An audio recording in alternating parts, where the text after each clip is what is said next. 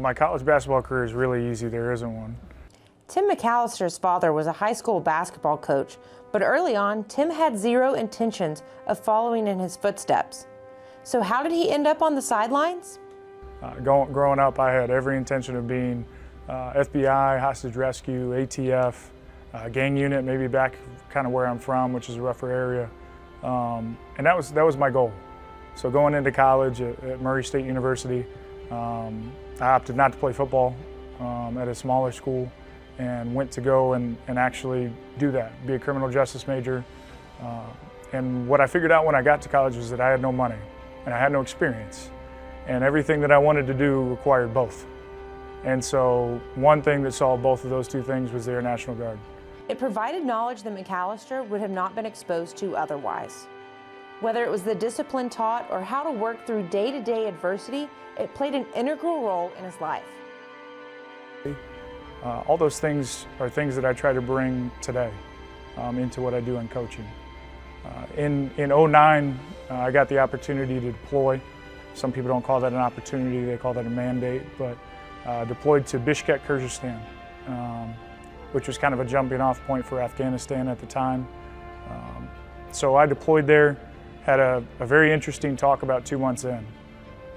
I was missing basketball, and I didn't really understand why no one else was missing basketball. When the opportunity presented itself for MacAllister to become the head coach of a team not yet formed, he jumped on it.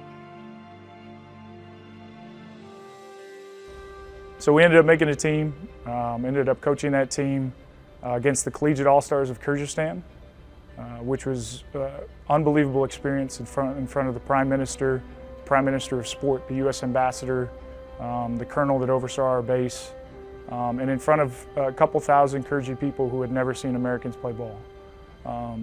So after that game, we ended up going on to win after we figured out what FIBA rules were. And that experience really propelled me.